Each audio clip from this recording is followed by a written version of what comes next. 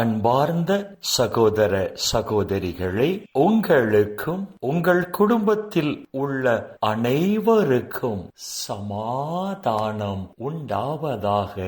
ஆமென். அன்பார்ந்த சகோதர சகோதரிகளே, இன்றைய நாளின் தியானத்திற்காக நாம் எடுத்துக்கொண்ட இறை வார்த்தை புனித யோவான் எழுதிய நற்செய்தி முதல் அதிகாரம் 11வது இறை வார்த்தை.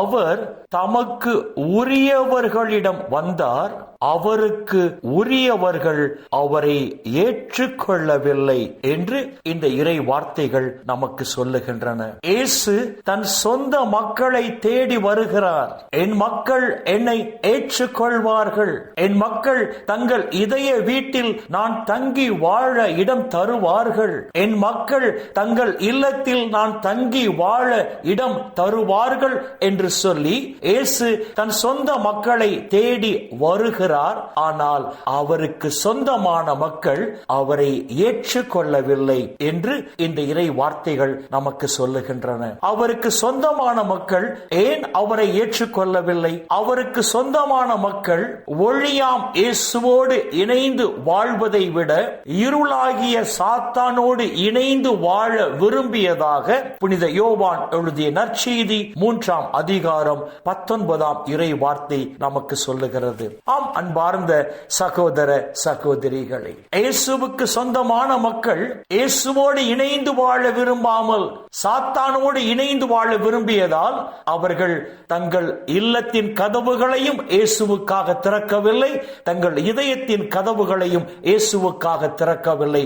எனவேதான் சத்திரத்தில் கூட இயேசு பிறக்க இடம் கிடைக்காமல் அவர் மாட்டு தொழுவத்தில் பிறந்ததாக புனித லூக்கா எழுதிய நற்செய்தி 2ஆம் அதிகாரம் 7ஆம் இறை வார்த்தை நமக்கு சொல்லுகிறது. அன்பார்ந்த சகோதர சகோதரிகளே, 2000 ஆண்டுகளுக்கு முன்பாக தன் சொந்த மக்களை தேடி வந்த இயேசு இன்று நம்மை தேடி வரப்போகிறார். அந்த இயேசுவுக்கு நம் இதயத்தில் இடம் உண்டா? அந்த இயேசுவுக்கு நம் இல்லத்தில் இடம் உண்டா? அன்பார்ந்த சகோதர சகோதரிகளே, ஆலயத்தில் அலங்கரிக்கப்பட்ட குடிலில் இயேசு பிறப்பார் என்று சொன்னால் அது கிறிஸ்து பிறப்பு பெரு விழா அல்ல. நம் இல்லத்தில் அலங்கரிக்கப்பட்ட குடிலில் இயேசு பிறப்பார் என்று சொன்னால் அதுவும் கிறிஸ்து பிறப்பு பெரு விழா அல்ல.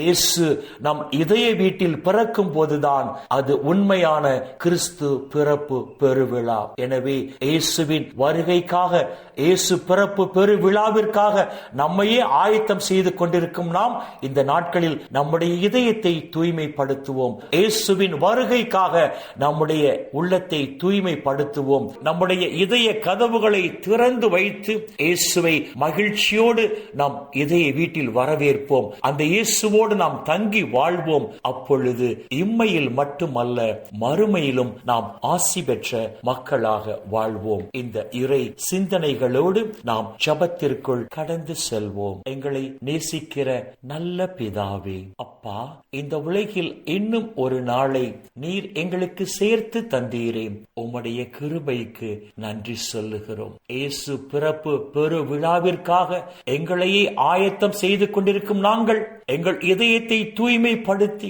எங்கள் இதய கதவுகளை திறந்து வைத்து இயேசுவை மகிழ்ச்சியோடு எங்கள் இதயத்தில் ஏற்றுக்கொண்டு அந்த இயேசுவோடு நாங்கள் இணைந்து வாழும் போது அப்பா, இம்மையிலும் மறுமையிலும் தேவரீர் எங்களை நிறைவாக ஆசீர்வதிப்பீராக. அப்பா பிதாவே, இந்த இறை செய்தியை கேட்கிற எல்லா மக்களையும் அவர்கள் குடும்பங்களையும் உம்முடைய பாதத்தில் அர்ப்பணித்து செபிக்கிறோம். இந்த இறை செய்தியை கேட்கிற எல்லா மக்களையும் அவர்கள் குடும்பத்தில் உள்ள அனைவரையும் விண்ணக ஒளி பீடத்திலிருந்து தேவரீர் ஆசீர்வதித்து இவர்கள் இன்றைய நாளின் தேவைகளை நிறைவாக சந்தித்து இந்த நாள் முழுவதும் இவர்கள் மன நிறைவோடு, மன மகிழ்ச்சியோடு, மன அமைதியோடு, நலமோடு வாழ கிருபை செய்வீராக. இயேசுவின் பரிசுத்த நாமத்தில் செபிக்கிறோம் நல்ல பிதாவே.